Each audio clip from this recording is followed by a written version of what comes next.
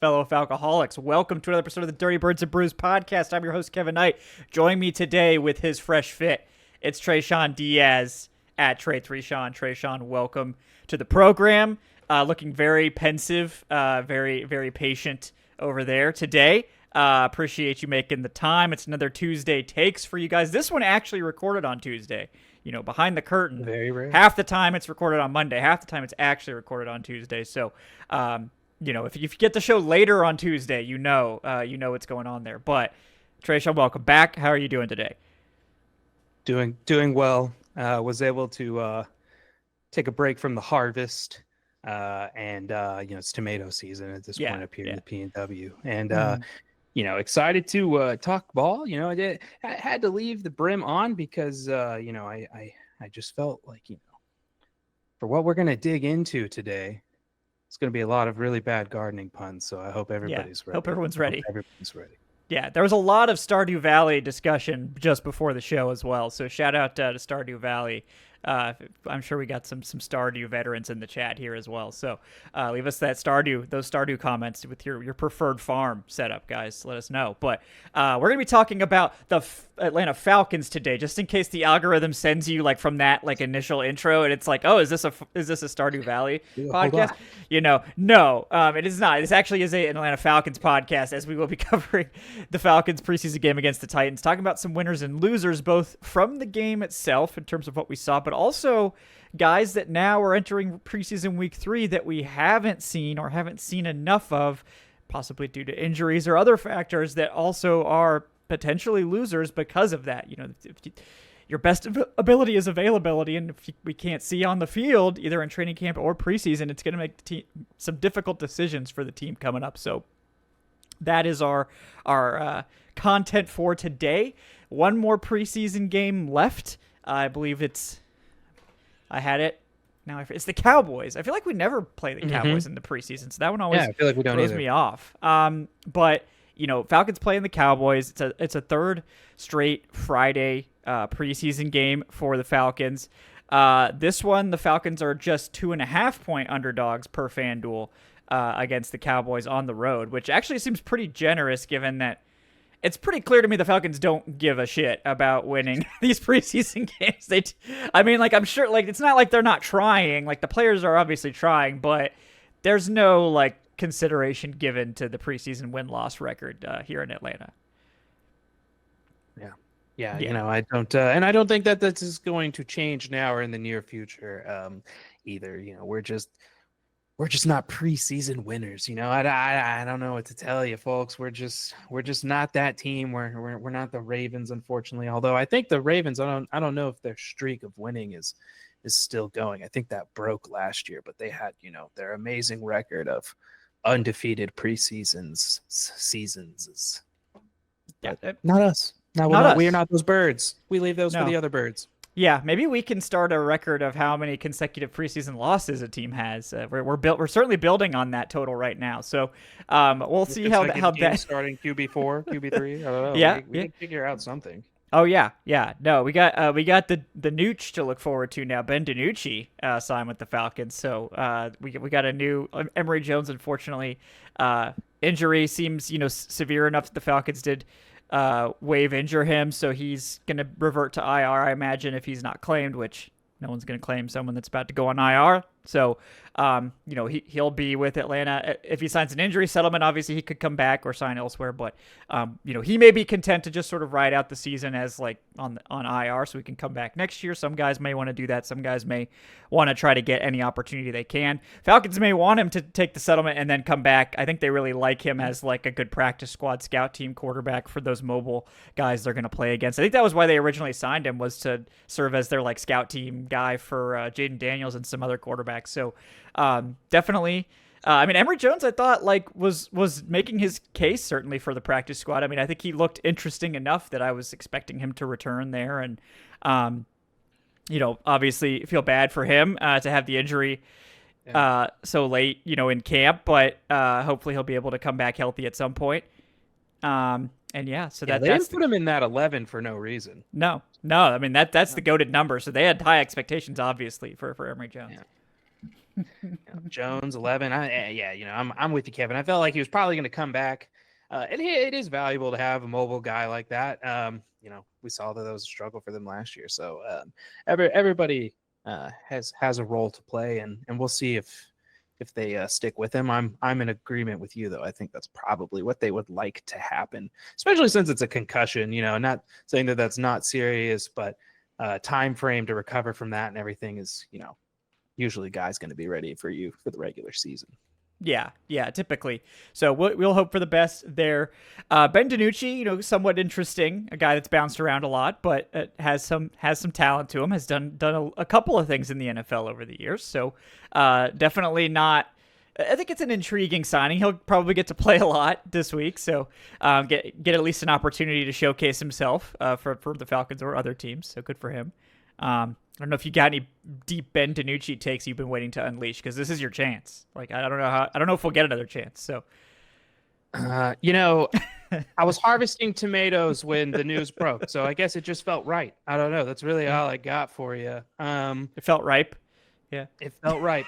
Yeah, so, it was just. This is just the beginning, guys. Seemed to make a lot of sense. Yeah. Yeah. We warned you guys. Yeah, we did right off the bat. What this episode is all about. So, yeah. We'll see what happens. Yeah, I for one think that there is an entertainment factor to throwing somebody out there, especially as a quarterback who has only read the playbook for 4 days. I think that there could be something entertaining to come out of that. We will see on which side we're on when it comes to that entertainment. But hey, he's going to feed Dylan Drummond. That's one thing we know. Dylan Drummond's going to eat in this third preseason game. Maybe not if the ball is thrown more than 5 yards down the field, though. That is TBD. I don't think I've seen Drummond really haul in a deep pass. He seems to lose, though. Yeah, he does seem a bit limited. But I don't know I honestly don't know how to place Dylan Drummond. It's kind of like everybody seems to love throwing him the outlet passes, but I don't know how you're that big and have trouble securing the deep balls. You got this huge frame. He's got long arms, but he just doesn't seem to have the instincts for it. So I don't know how he really fits in here. But I don't think he fits into the 53. But maybe the practice squad. Yeah. We'll see. But he's an interesting guy. He's definitely been a winner though. I think he's shown that he can be that QB's best friend slot receiver. He's just going to find ways to get open underneath and quickly and give quarterbacks an outlet. And I don't think he looks particularly special in any way. I think he has more wiggle than you'd expect for someone that as big as he is, but long speed, not really impressive. And like you said, the deep ball tracking seems to not be there, which is unfortunate because I think if he had that in his toolkit, that would really help him.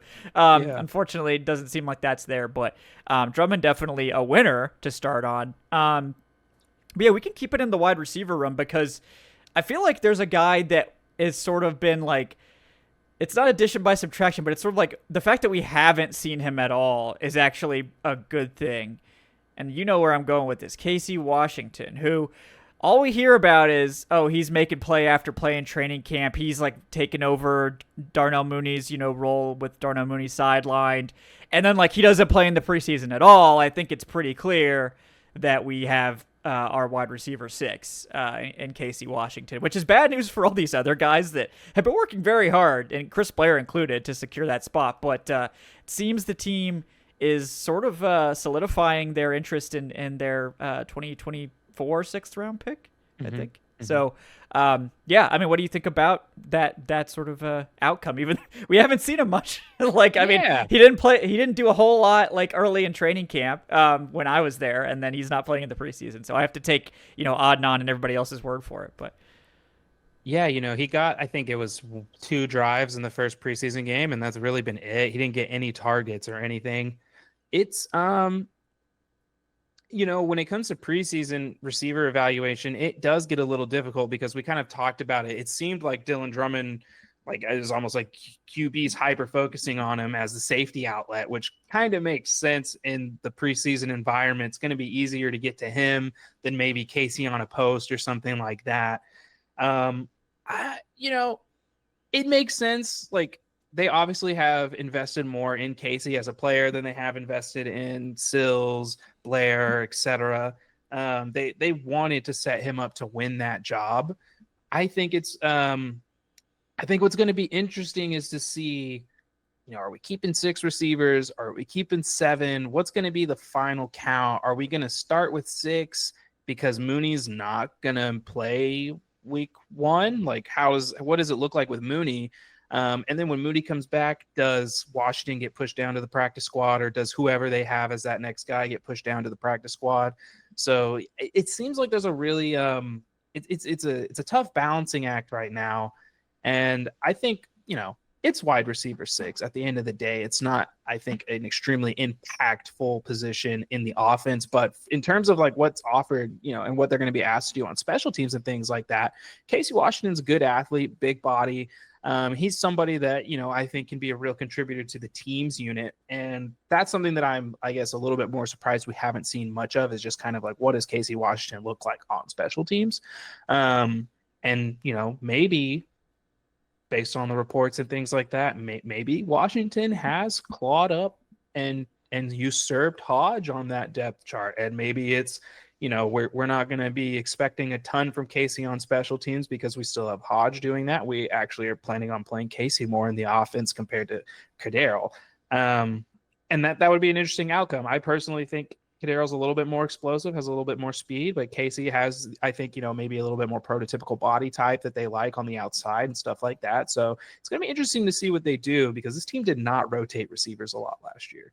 No, not at all. So it's like, it kind of seems like you said, prototypically, if you're looking for someone to fill the Mooney role, you want the speedster, which I think that's why a lot of people were pretty hyped about DJ Shark. And as we saw, like, the team was kind of like, we're not really going to be able to do this with Shark. Shark ended up being released. So, it didn't work out there, unfortunately. I thought that was an interesting ad, especially given the Mooney injury, but didn't seem like I don't know if he wasn't able to pick up the offense or if he just didn't have what the team was looking for in terms of that deep speed. I thought he had a couple opportunities in the game to kind of make that splash play, but the fact that he was playing like deep in the fourth quarter is not a good sign. So, the team, and I think that again speaks to how much the team likes Casey Washington, who, like you said, doesn't have like breakaway speed. He's one of those, Drake London 4.5s type of guy where it's like, it's enough, but it's not separation speed. It's like enough to challenge deep, but not enough to run away from guys. But you win above the rim. And obviously I think that makes Casey Washington like an ideal Drake London backup, but it seems like they've really slotted him into that Mooney role as another deep option. And maybe they just like Penix that's what we've basically seen when Washington has played with Penix. He loves to throw up those deep balls to Casey Washington, who can go for them downfield, and they haven't always connected for one reason or another. But Penix seems to love to throw the deep ball to Casey Washington. So if they're looking to replace Mooney's deep role, maybe Washington doesn't have the speed, but can offer some of the similar stuff in the offense.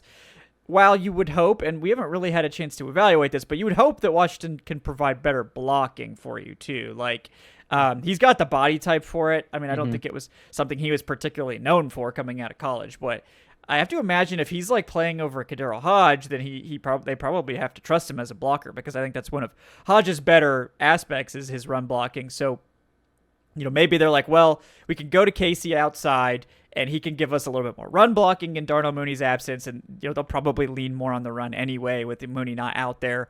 Mooney's probably going to be the number 2 target in the offense. So that makes perfect sense that they would kind of lean more towards Bijan and that ground and pound attack in the interim. He may be back for week 1. Maybe this is much ado about nothing, but,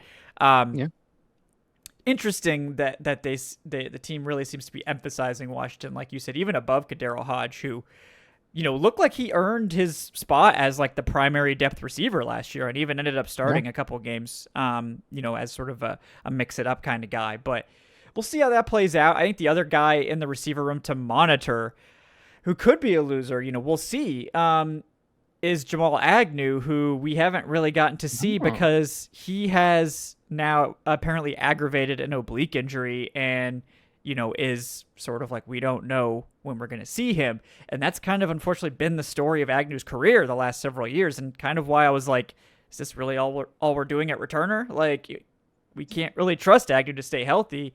I think he's a good option to bring in to build your room out, but I think they do, like, if he's hurt going into the season, I don't know if he's a guy that they can really afford to carry in and then, put on short-term IR. I don't know if you want to use a spot on like one of your 8 returns on Jamal Agnew. I'm just not sure about that. So that injury, if he can't come back in time for the season, I don't know if that's going to hurt his chances of even making this roster. Yeah, I know that Marquise Williams is excited to be working with Jamal Agnew again. They were together in Detroit. And based on kind of like the messaging we're hearing from the team, they're expecting him to be back or hoping that he's back in 2 weeks. Like, when they talk about players, they are, very good, I think, at the coach speak aspect, but there are little, I think, keys and hints that kind of show you the direction of which they are going to go with this player and how they feel about his health. Like, kind of like with, Troy Anderson, when Raheem talks about Troy, he gives you the impression that whether it's going to be week 1, whether it's going to be into the middle of the season or anything like that, Troy is going to be here. He's talking about being prepared to miss him for that long. They've talked about Mooney in the similar light. And with Agnew, it kind of feels like, hey, we're hoping he's going to be ready 2 weeks. That's the plan. So to your point, what is plan B? What is the backup? Because Jamal Agnew getting hurt isn't something that was super unexpected or something that you couldn't prepare for. And I think that's why we've seen Natron Brooks getting return action. And he got some opportunities in 24. He just unfortunately muffed a punt. And I think that kind of wrecked his preseason opportunities there last year. This year, he's looked better. He's gotten the ball out consistently to near the 30, above the 30, which based on where everybody's kind of getting the ball back, you're seeing a lot of teams not being able to get back past the 20, 25 now on these kickoffs. So we're seeing some good production there. Agnew's going to be a really interesting one to watch, though, because that contract isn't really a contract where, like, you're locked in. You have to keep with him. I do think that because they got rid of Chark, Agnew's the only other speed guy that they like really have that's just pure speed. That's probably going to save him and the return experience. But it's definitely one, Kevin, where I felt like he was a lock pretty much this entire camp for the 53 until they brought up that setback. And now it's kind of like, oh, well, and that brings us back to our point earlier, which is like, do you start this year with 7 wide receivers? And then you're going to have to adjust as time goes on once you get people healthy back and everything like that. Yeah, I think that is something to monitor for sure, and we'll have to see how quickly he's able to come back, what they think of that.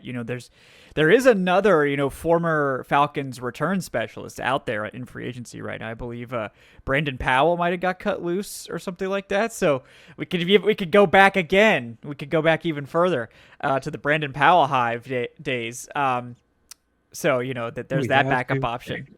No, we don't. For the record, we do not have to. That is completely optional.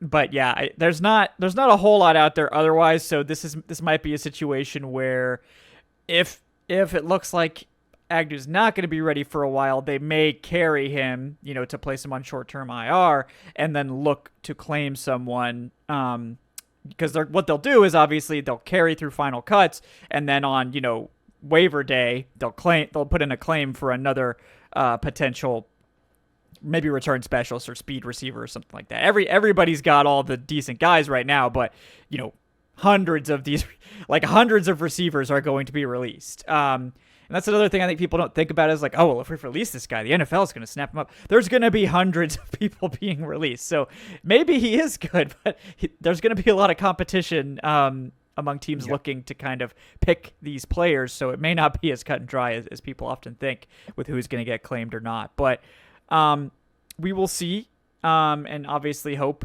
that he is healthy, because I think he would be a good return specialist, something that the Falcons were lacking last year. It does lead me to a winner, though, who maybe could benefit from this. I do agree with you. I think Natron Brooks has actually looked pretty good as a returner, so that gives you some confidence, that he could be a guy that could step in. But they haven't really tried this player yet much on returns, and I think that maybe after what we saw, you know who I'm talking about, maybe after what we saw in terms of breakaway speed, and vision too, which is I was a little bit surprised at how much of that we've seen from this player. Okay, the tease is over. It's Nate Carter, the running back. And look, he coming out of college, the critique was, can we trust his vision? Does he know what he's doing with the football? He's kind of raw, hasn't gotten a ton of carries. How ready to play is he? Because the athleticism is off the charts. Like he's a total RAS darling, great speed. I mean, you saw it. Just blew past the safety, and the safety was basically like, okay, I'm done here. Like, I mean, no chance at all to catch him. So, I really loved what we saw from Nate Carter. I think he's exactly the kind of third running back they need, and I really hope that he wins the job, and it leads you to another possible loser here, which is, Carlos Washington Jr., who looked like he had the RB3 job, like pretty much like he just had to come in and do his job. Unfortunately, gets hurt early in camp, misses the entire preseason. There doesn't seem to be a return in sight as far as we know. And all of a sudden, Nate Carter comes in and just, let's be honest, blows the door off of every other running back. No other running back has done anything. I mean, the blocking has not been great. We're not necessarily saying these running backs are all doo-doo or anything. It's just like the blocking has not been great. Nate Carter is the only one that's been able to do anything with it. And obviously had the one great offensive play from last week's game. What do you think about Nate Carter? I mean, he did return some kicks in college. He could be an interesting possible future return guy, but I think he just fits this running back room the best of everyone, and I want him to make the roster. I think he's the RB3 that I would personally gravitate towards. Yeah. The Falcons finally did it. They finally got the speedy RB3 that you see in like all of these offenses. The Ravens have one. The Dolphins have one. Even the Niners have a guy. Like all of these like teams have this toolsy, explosive player that they really only are worried about asking to touch the ball maybe 3-4 times a game. And that's perfect because of the reasons you laid out with Carter, and that he is a little bit more raw. He does need a little bit more of a simplified, I think, attack. And I think that really translates well to returning. I was like really pushing for the Falcons to do something with a running back on this new return format, because the ability to catch the ball without the line already moving towards you, it makes vision and reading, in my opinion, a little bit easier because you can see the setup, a lot more simply. And there's ways to manufacture zone blocking on kickoff return versus like you can even have a power scheme where you have guys doubling and doing other things like that. Marquise Williams has done a really good job of kind of adjusting to each returner. Like when Cordell was here, he was more of a zone runner. And so when we set up our scheme and everything on the return, you saw them create that or basically mimic that kind of zone blocking. And now when we had Avery was a guy that liked to get vertical. He wanted to just go immediately. So he wasn't the type of guy to sit and read or anything like that. And you act like on a lot of his punt returns, it almost looked like this was like in his 2022 year, his Pro Bowl year, it almost looked like, oh no, what are you doing? But he's able to get vertical so quickly that it didn't make an issue. And I think we can do the same thing with Nate Carter, especially on kick return. That speed is lethal. He's my RB3. We've seen Carlos Washington Jr. in the past. He does not have that gear. And that's really all I care about, because if you don't have that gear, what else are you offering me as an RB3 that like I'm not already getting out of Tyler Algier? Because I don't want my RB3 to be a clone of Tyler Algier. And that's kind of what Jace was last year. He's like a lesser version of Algier. Team made a really quick decision. They're like, yeah, no, we're good on that. We realized that there's no point in taking away touches from Tyler Algier for a worse version of Tyler Algier. But it makes sense to take away a touch or two from Bijan and Algier for a guy that, like, I don't think Bijan has that gear. And that's like not a slight on Bijan. But like what Nate Carter showed us is like, that's upper end speed. That's like, that's the real deal. So I'm with you. That's my RB3 today. Like anybody that can go 60 yards in 6 seconds, like, yeah, you're on the team, buddy. Yeah, I was like, I legitimately on the watch, I was like, oh wow, that was like a really great 30-yard touchdown, because he covered the distance so fast, it looked like it was 30 yards, and they're like, oh yeah, that was like a 60-yard touchdown, and I was like, what are you talking? I mean, he covers the ground so quick, it made me feel like it was a 20-yard shorter run than it was supposed to be. I mean, And that's what you're saying. It's like that's the difference between Bijan's 4.4 speed, which is really good. Like that is really good speed for a running back. But Carter has 4.3 speed, which is elite. And then 4.2 is like world class. So like I know a lot of people, like, because of the caliber of athletes we have in the NFL, they're like, oh, if you don't run in the 4.2s, then are you that fast? Yeah, you are. 4.3 is elite speed, like first percentile. 4.2s is like world class sprinter speed. So that, you know, let's there's a delineation there. There's also a reason why, you know, you don't need 4.2 speed to be a great deep threat or a great speed guy in the NFL. It's not necessary. 4.3 is plenty. So I think Nate Carter probably runs a 4.35 or something like that based on my watching. So, you know, and that Bijan's very fast, but Nate Carter has special speed. And I think it's great to mix in that, like you said, it makes sense. He's a complementary player. And it also means, like, late in games, if you want to let Bijan rest, sorry, fantasy owners, myself included, like, you know, if you want to let Bijan rest, like, you actually have a lead for once, you know, like, yes, okay, now you don't have to just let Algier hammer them. You could be like, all right, Algier, take 3 carries. Now we're going to have Nate Carter go mix in and take a 3rd and 5 draw, and, you know, and then they have to panic when they see him on the field, like, oh, now we got to play this completely differently. I also think he's a great guy for inside runs where you're just hoping to get him past, you're just hoping that the center can clip the linebacker a little and then he just wiggles past the safety and it's a touchdown. I mean, that's what you're looking for. And I hope they do incorporate more of that running stuff, because I think Bijan could be lethal on it too. But I think he just makes a lot more sense for this team than the running backs they were going with before that didn't really, like, Jason McClellan to me never made like great sense. I was like, I mean, okay, they're just looking for kind of an all-around back that, you know, I don't know. I guess that's a generous interpretation maybe. And Carlos Washington Jr. I think is just like a better version of that. That he's just kind of an all-around back. And like logically you're like, well, for your backup running back, you do want someone that can do a little bit of everything. But I think in reality, you kind of want your third running back to be your sort of whatever your starter and your backup don't necessarily give you, this guy has. Like, maybe he's a return specialist. That's what they'd had with Avery Williams before. Maybe he's a speed guy or just like a small, super shifty guy that's going to break some ankles or whatever you want. And I think Carlos Washington's just, he's a practice squad back to me. I think he's a perfectly reasonable one. Like, I think he's a guy you would want to elevate if there was a running back injury, because he is kind of an all-around back that can handle, you know, whatever you need him to do. But he's not dynamic, and he doesn't really bring much else to your top 3. And I think if the Falcons are only going to keep 3 running backs, which they should keep 3 running backs, like, I don't think there's a need for a 4th.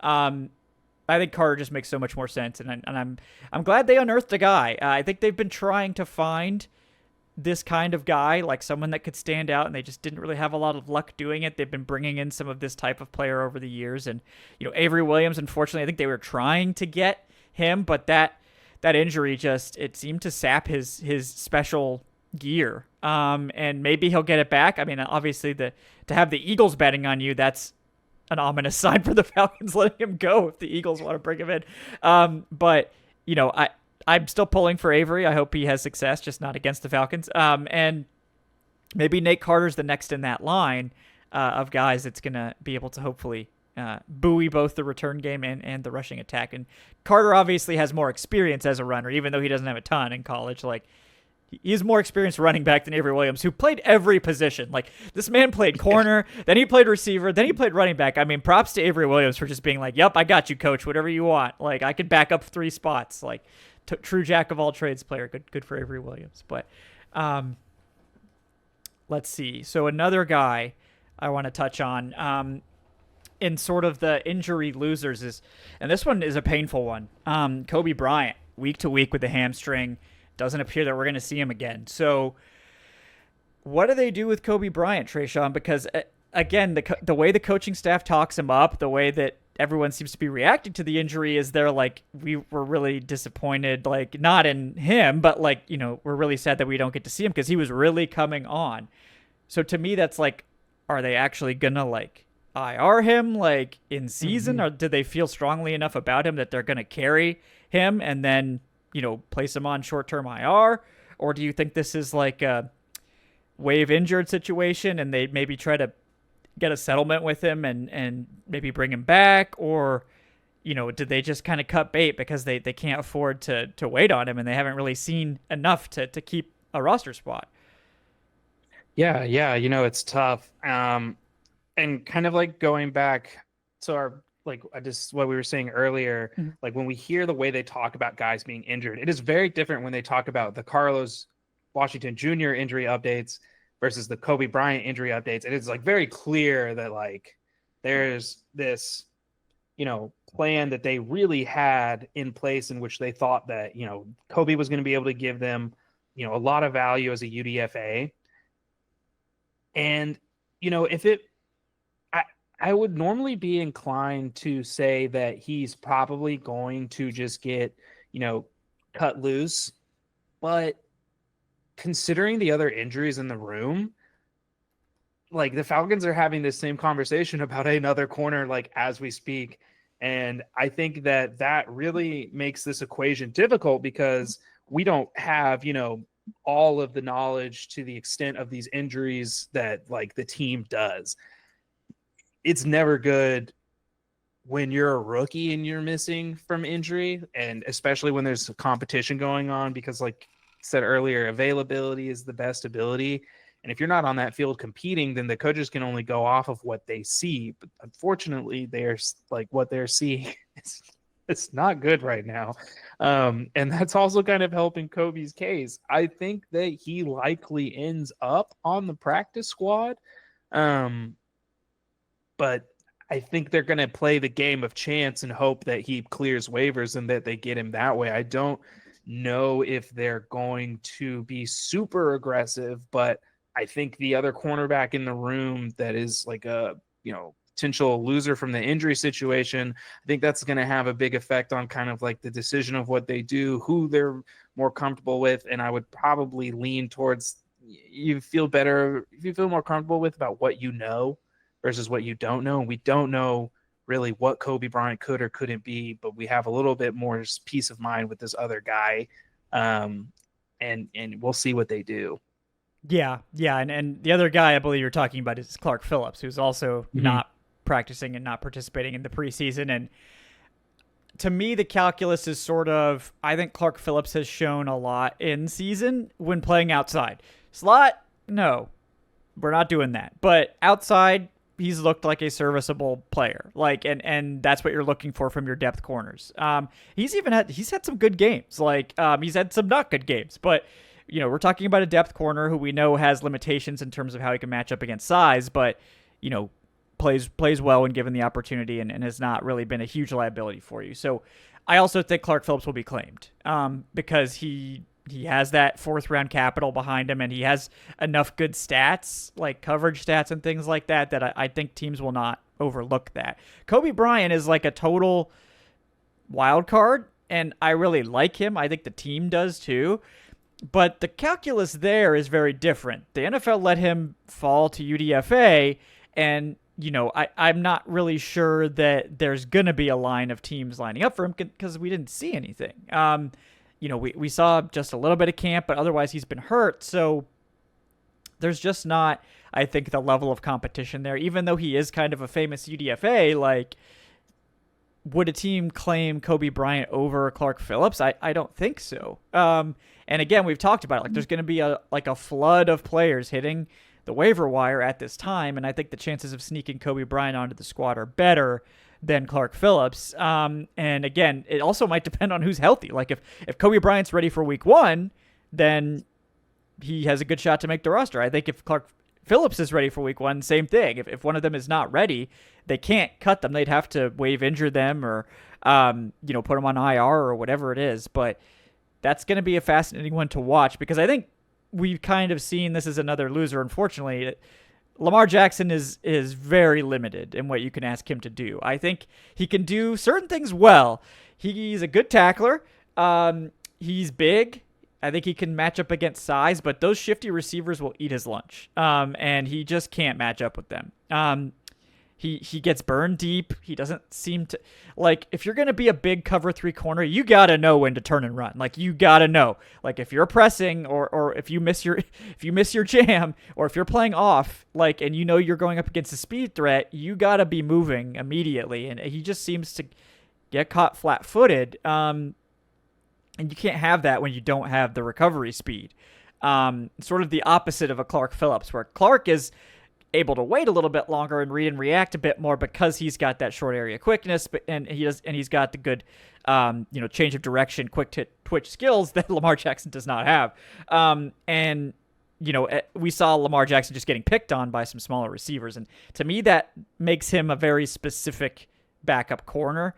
But I don't think he's someone that's in serious contention for the 53 right now, or at least I don't think he should be. So Lamar Jackson kind of falling down might give an opportunity to one of these other guys to actually make the roster. Unfortunately, it doesn't seem like the early camp hype was able to stick around for the full preseason. Yeah, Lamar just unfortunately, it just hasn't materialized for him well in the preseason games. I think he did have some opportunities to make plays, but like you said, he didn't really win those matchups. The coverage just hasn't really been there. You do like the physical tools, but at the end of the day, you got to be able to just kind of do the job. And that's what has helped Clark Phillips, I think, secure his spot in the past couple of years, is that he is a very fundamentally sound cornerback. He knows his assignments. Where he falls short is when it comes down to, okay, you knew your assignment, the other guy is in position, now it's a mano-a-mano, and the guy with the physical attributes is gonna usually routinely win those matchups. And that's kind of when we've seen the downside of Clark Phillips is that, okay, when it has to be just make the play, from a man be man concept, that's where he struggles a little bit more. But I think that, like you're saying, I think Lamar Jackson has kind of opened the door. The door was obviously open because we pulled in CJ Henderson, right? And they showed him. I think it was like the ball was thrown 10 yards down the field, knocking one out of Dylan Drummond's hands there at the corner of the pylon. So we'll see. That's going to be an interesting one to watch. Hey, maybe we fix CJ Henderson, and now he is back to that level of caliber player that everybody believed he could be when he was a prospect coming out. I mean, the Falcons, Jerry Gray loves his first round cornerback reclamation projects. All right. That's a thing. That's like a hobby of his. I think Kevin King was technically second round, but if I'm remembering that right, but Jeff Okudah, Mike Hughes, the list goes on. Jerry Gray's never met a first round cornerback he doesn't think he can fix. And CJ Henderson's the next one. So Kevin King was 33, so I will give you the first round. That's close enough. It's close enough. Pick 33. Maybe that was the year the Dolphins had their first rounder forfeited, so then technically it would be I don't think it was. But close enough to be a first round pick. So at this point, I don't have expectations for CJ Henderson, but we certainly know he has the pedigree. And as far as he's fallen from living up to the first round hype, I certainly thought he was a rosterable cornerback. It didn't seem like he was it was not providing first round play, but he had some solid starts under his belt. It didn't seem that awful to me. Maybe I'm way off base there, but I wouldn't be shocked. It's obviously a tough transition, but apparently there was a lot of competition to sign him. I'm guessing he recently became healthy enough to show up for camp. There seemed like there were several teams angling for his services, and he chose Atlanta, which to me suggests that he believes that there is a roster spot up for grabs here. Otherwise, he probably wouldn't bother. So, or maybe he thought he'd just get tons of preseason snaps because the Falcons don't play any starters. So he's got an ample opportunity. But yeah, he's definitely someone to watch. Point. Yeah. Mm-hmm. When you talk about why would somebody what is a selling point? He was just with Mike Tomlin. We know Tomlin and Raheem are very close to each other, and we've had a couple of guys that were just with Tomlin that we've picked up. But I think that's a really good point you make when you're trying to bring in veterans, when you're trying to appease them and give them an opportunity. Like they know if they come here and there's a camp battle that they're going to be playing in the preseason, which is just good for them all around because other teams get to see that film. And it's a win for everybody involved. So I think that's a really good point that you bring up there. Yeah, so obviously it would be great if he could. There is a spot open. I think CB6 is wide open. Yeah. Because Kobe Bryant's hurt. Who knows if he'll be ready for week 1? Clark Phillips is hurt. Who knows if he'll be ready for week 1? And Lamar Jackson, I think, has fallen out of favor here. And I mean, who else? Like, we got to deal with all the slot guys. Yep. So yep. Then you move D, Mike Ford. Are we really going to do the Mike Ford thing? I mean, I think we're doing the Mike Ford thing. I hope not. I think Billy Bowman has the best chance of preventing. Like if things hadn't shaken out the way they did on the outside, I don't think we'd be doing the Mike Ford thing. But because things have gone that way, I think we're gonna be doing the Mike Ford. He's kind of like, and we talked about this last time. It's like they want, like, if you're not good at defense, you better like at least be good at something. Like be good at special teams. Mike Ford's still very good at special teams, so like at least like he would be giving you plus ability there, even if the defense is not there. But I think we're all pulling for Phillips or CJ Henderson or one of these guys to make a name for themselves. But yeah, I mean, Henderson just has to get ahead of Mike Ford.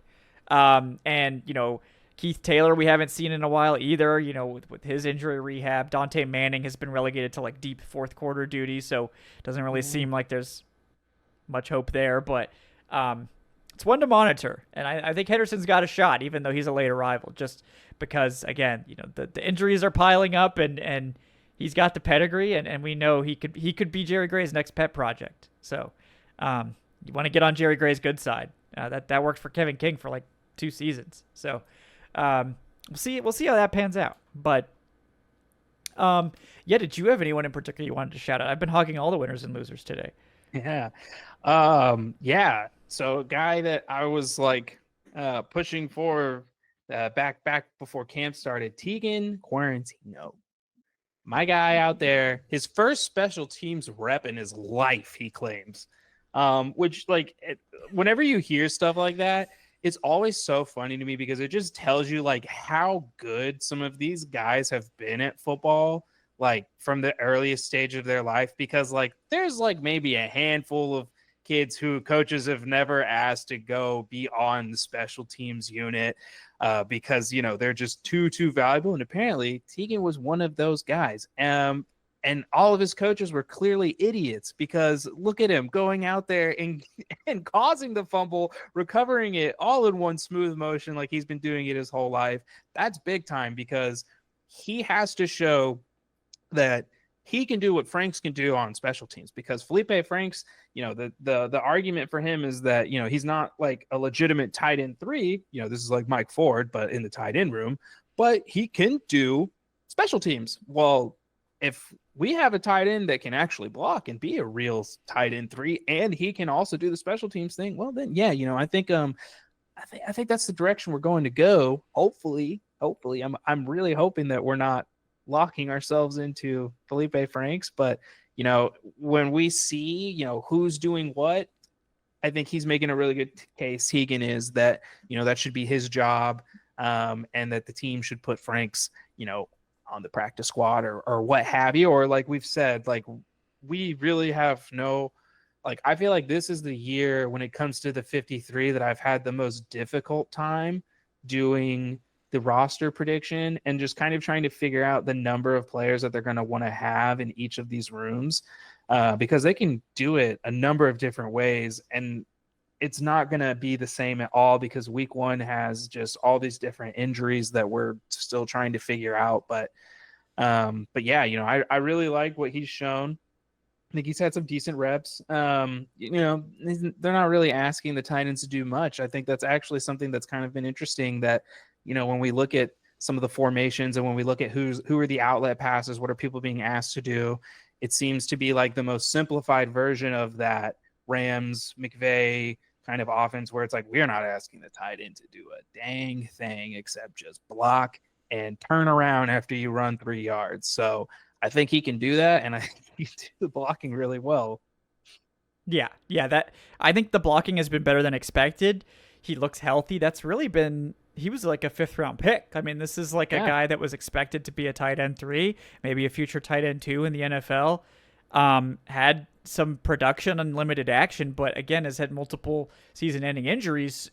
It seems like he's finally healthy. The Falcons snatched him up, and obviously the hope is that this is finally his year. He can be healthy, and he doesn't have to be overly depended on at this point. He'll be behind, Kyle Pitts and Charlie Warner, but I think he gives the Falcons a legitimate depth guy if Charlie Warner misses time, whereas last year they just didn't have one. Ross Dwelley, they thought was going to be that guy, and he couldn't do anything they needed him to do. So could not do a thing. So that, and I think the 49ers just figured that out too. They tried to bring him back, and they were like, oh no, this has not gone well. So taking Catoriano, I think is very interesting. And I agree. I think he's locked up tight end 3. And I'm excited. I actually am like, I was nervous about this. I was like, Nikola Kalinic and this guy. Okay. I mean, I guess, sure. Felipe Franks is back. That's never a good sign. And Felipe Franks is like one of the 4 horsemen of the roster apocalypse. So like, if he's out there, that's not good. But I think Catoriano has been very encouraging. So I'm excited about that one. That's a good shout out. And yeah, I mean, I think he's your tight end 3. I think they locked that one up. That one I think maybe was locked up within a few weeks, which maybe is good or bad depending on your opinion. But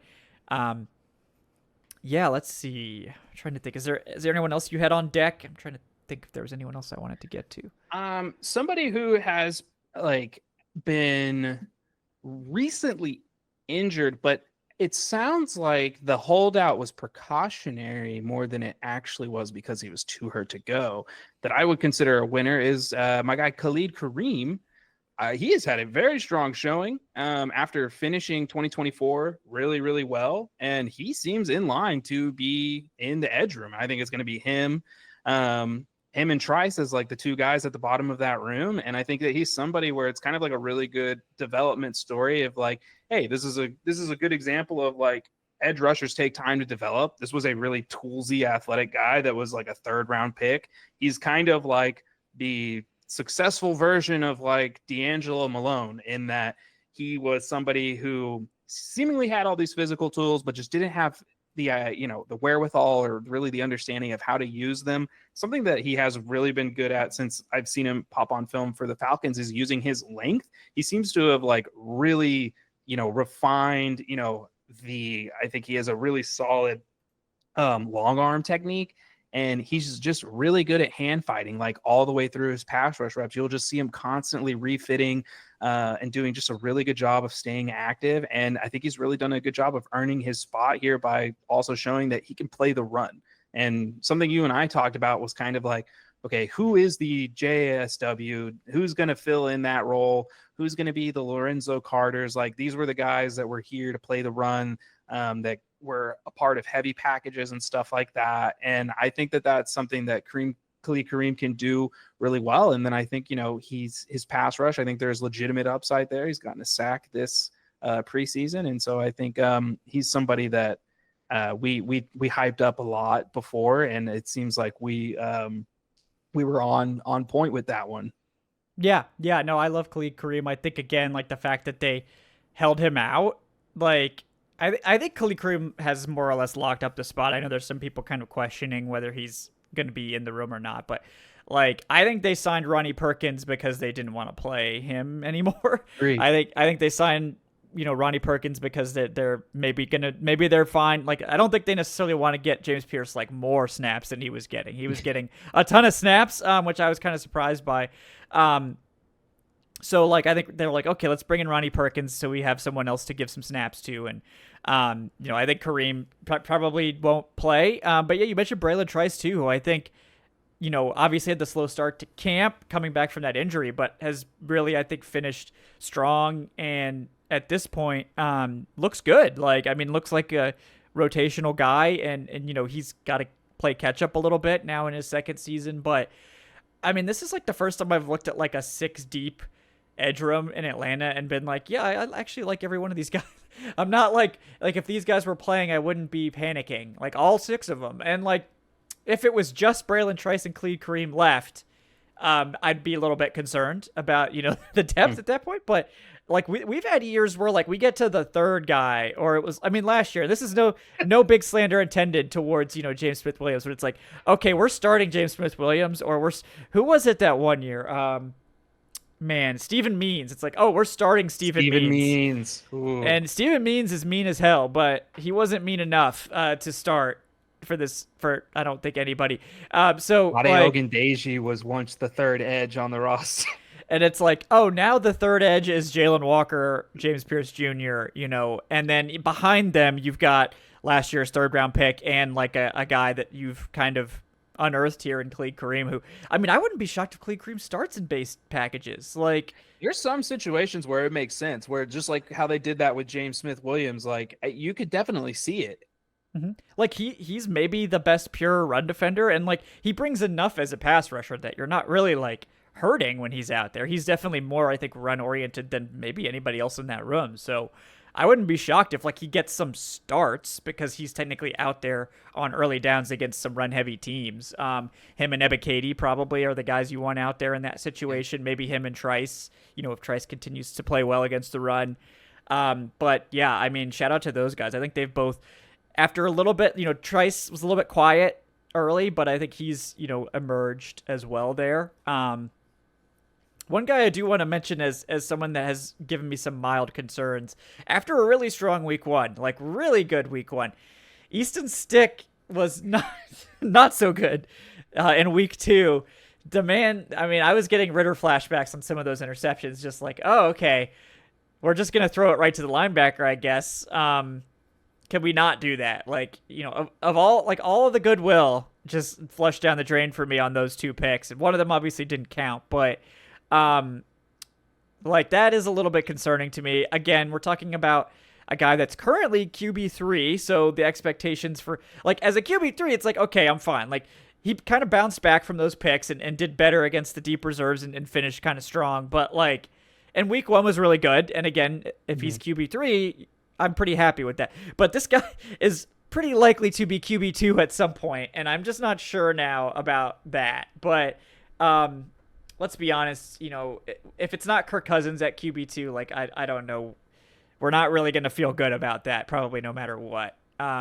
So there's not really, I don't know where I'm going with that, but it's just like I would have felt better. Easton stuck last week. Yeah. And I think to your point, like, you're looking at it through the lens of like, okay, I want to get rid of Kirk Cousins. So then like, what's behind Kirk Cousins if it ever comes to that? And like, it's, we're comparing it to having Kirk Cousins as QB2. And I think that's what really like makes it so like difficult. But yeah, I think we kind of saw like the other side of like Easton Stick that made the Chargers kind of feel like, we should maybe move off and upgrade. But what did you feel like Easton Stick with the first team O-line would look like? Because I will give that guy a break. He is running for his life because there is a rookie on that O-line who is reminding me of a rookie from Michigan right now. And like, I'm like, yeah, I remember what it was like having to see a quarterback play behind that. That's Big Ten offensive tackle. Yeah. That's not fun. Yeah. That's a good point. And again, like I'm not like super concerned again, because it's like your expectations for any backup quarterback outside, like Kirk Cousins skews things for sure. Like I think he would be like maybe functional, like, but yeah, it's I'm okay with Easton Stick again. Like if he had like two bad games, then it's like, okay, we need to find a new guy. But like the first week was legitimately very good, like good for him.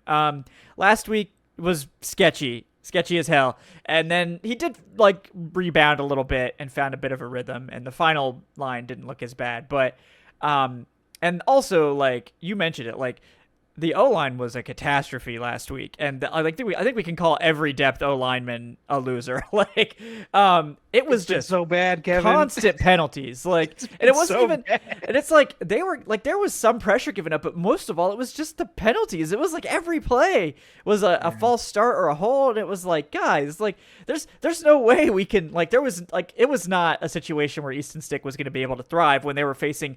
I believe at one point they were facing like 3rd and 27, and it was like, well, all right, I guess we're doing this now. Cool. I guess I'm gonna have to get clobbered if I can't get out of the pocket to throw this away in time. So, great. Hopefully that's not going to be a thing much longer. But yeah, show me Jake Hansen, guys. I've seen enough from the backup center. I like Elijah Wilkinson, but I wasn't asking for him to play left tackle. That was not something that I mentioned. That was not what I said. At left guard either. Like there was some weird mixes. Yeah, I think they're trying to see who can play multiple positions, and like, yeah. To Wilkinson's credit, I don't think he's played tackle since like his rookie season. His actual tackle play was like passable, but like the penalty, you could tell he was like rusty as hell because of the penalties. Like, he's like nervous because he doesn't want to get his quarterback killed in the preseason, so he's jumping, false starting. But like, yeah, concerning to say the least. So let's see. Hopefully a better performance here in week 3. But yeah, very concerning. So we'll hope Easton Stick can have a little bit better luck there. And yeah, you mentioned it. Like, Jack Nelson is not ready. Not ready at all. So he, I imagine he's going to the practice squad, and they're going to try to develop him for a year, but, yeah, he's not ready to be on the roster at this point. No, he's not. Storm Norton, come back soon, like, buddy. The more I see, it's yeah. The more I see, I'm almost like, are we sure he's not a guard? Because he's 6'7". I get it, and I know that like there's some similarities, but like I think he just got drafted by the Lions. Tate Ratledge, like that's another example of a giant guard, 6'7" guy with kind of like a bit of like the shorter arms, narrowish base. And I'm just seeing Nelson play, and it just doesn't look like he's gonna have the tools to be able to handle like being on an island out there.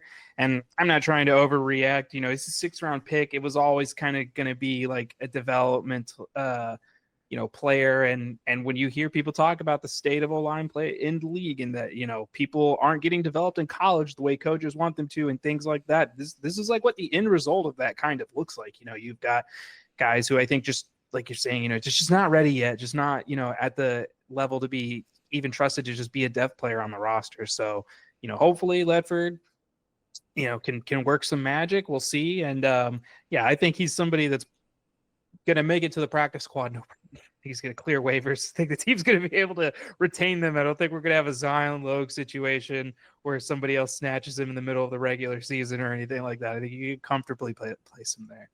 Yeah. So we will hope for that outcome, certainly. That he can have some time to develop on the practice squad. I hope Storm Norton is ready for week 1. Yeah.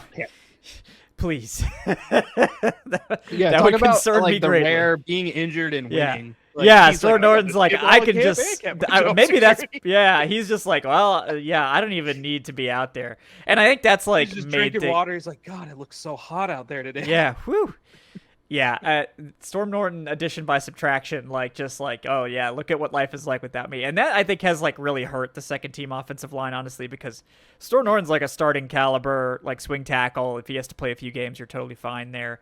And like they haven't really had him for the whole preseason, so that kind of sucks. And I think it's pushed Nelson up, which maybe has been good for the evaluation, but I don't think it's a great fit for his like talent level right now, like where he's at. It's just kind of leading to him getting beat like a drum by these more experienced guys for the most part. So hopefully Nelson will have a long and productive NFL career here in Atlanta, but I think it's going to start with some seasoning on the practice squad.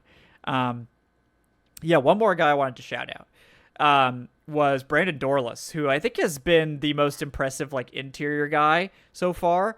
Rook like dominated camp. He hasn't played much in the preseason, so like I'm not a lot of people are like, oh, Rook's been quiet in the preseason. He hasn't really played a whole lot. I mean, they've given him some like rotational snaps, but like they're pretty much like, all right, we're gonna shelf you. Who they've been giving snaps to is like Brandon Dorlus and Zach Harrison and Morgan Fox late in the game apparently, and Taquan Graham, who unfortunately was also injured. I think Graham was certainly making his case for the roster. Hopefully he can come back. But yeah, Dorlus I think has been really nice as like one of their best pass rushing interior guys. So I'm excited to see him this year. I think both him and Rook, like that class did not pan out last year. I think I blame Lake and their like refusal to play those guys as much as anything, but maybe they'll both hit big this year because that would be a big boost to this interior.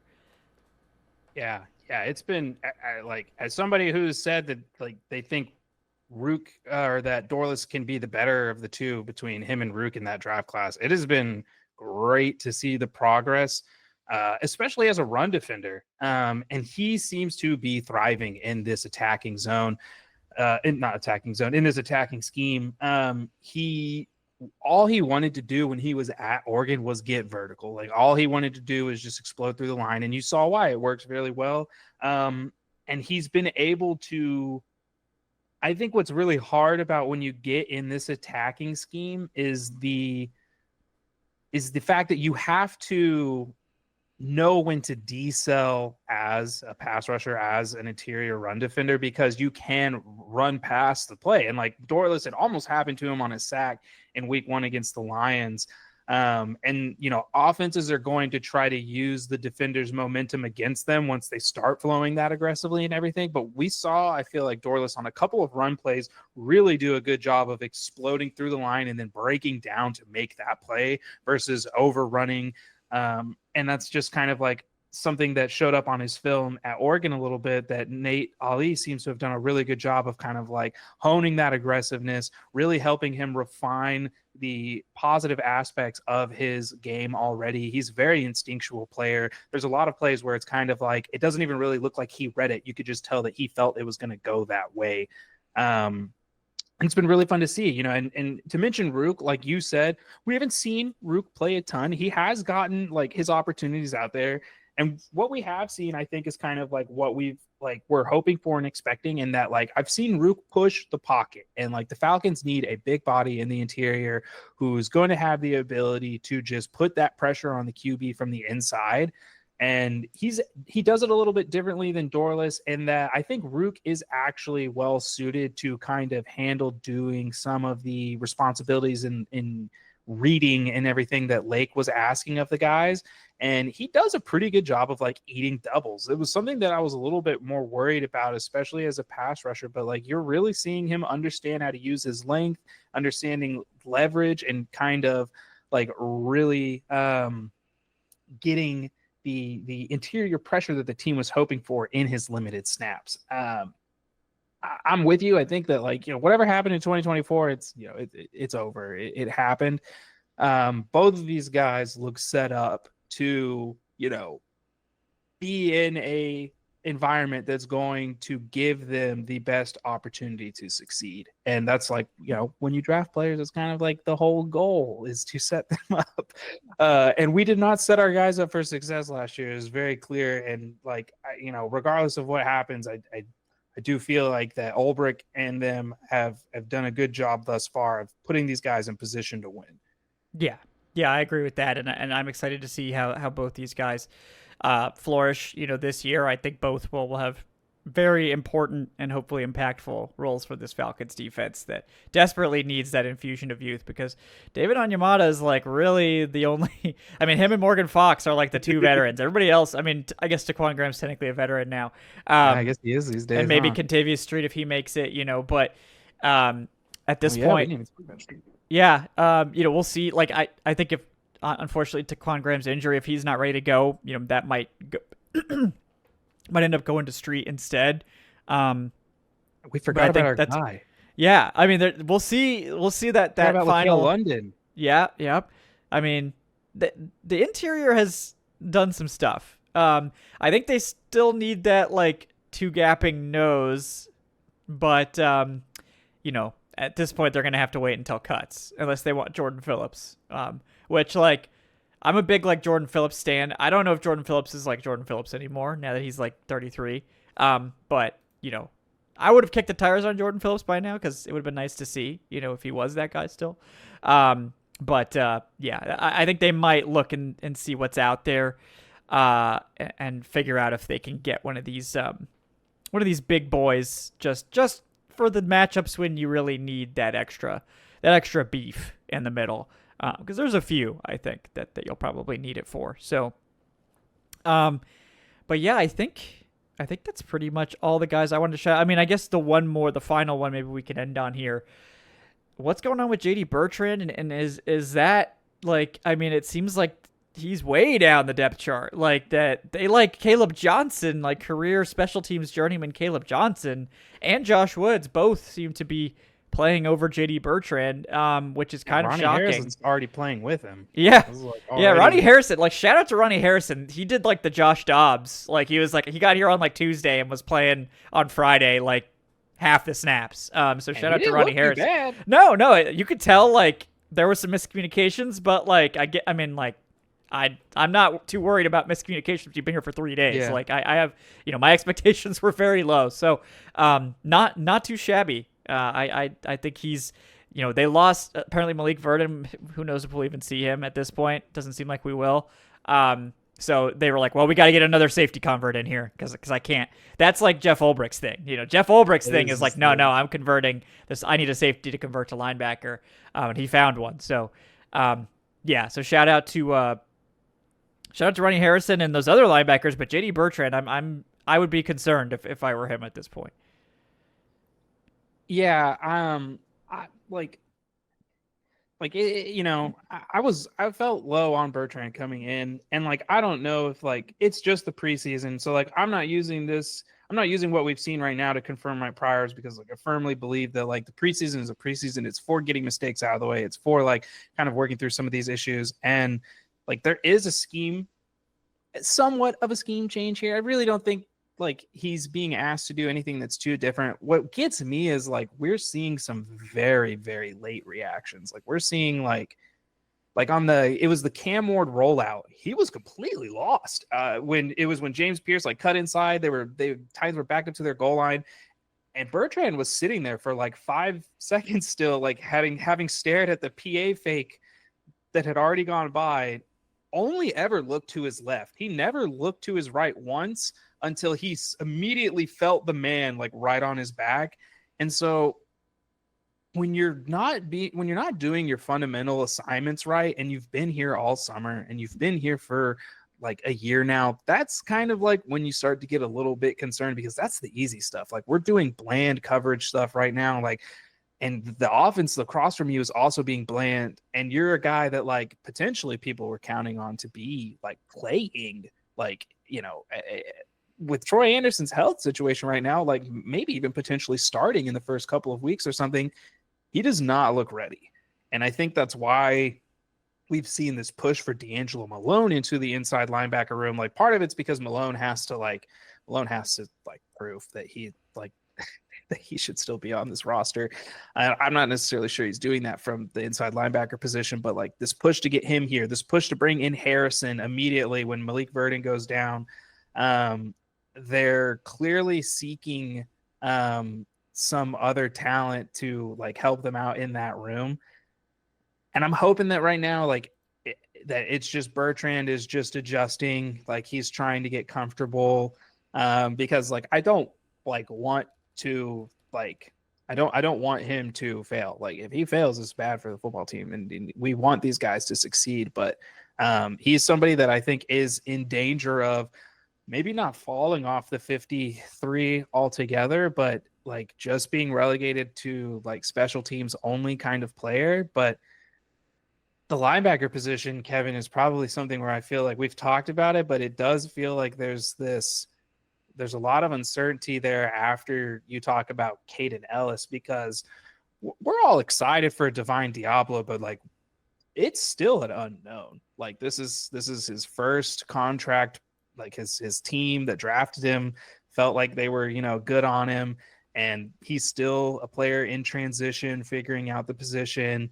Troy is hurt. Bertrand, like we said, doesn't really seem to be coming on in the way that we had hoped. So this room is really thin. It could be another position group where, like you said earlier, they're watching those waiver cuts. They're going to see who are the guys that are available because they're just not super happy with what they have. And I do think like a fourth string, third string Mike Will linebacker is something that you can find on those cut days. Yeah, and there's guys out there if they're looking for veterans, that are a little bit older for that experience depth. There's still some of those guys out there, but yeah, if they're looking for more than that, there's not much available. And that's probably why they, didn't make any moves yet. We'll see if anyone sort of comes available that's interesting enough to necessitate a claim. But yeah, at this point, we will see if anyone becomes interesting enough, or if the Falcons, feel like to me, it's like I don't see how I can put Bertrand on the roster over like Caleb Johnson right now, because based on how they've played, and I think they trust Johnson a lot on special teams. Obviously, that's been basically what he's done mostly in his career. They know he can play it.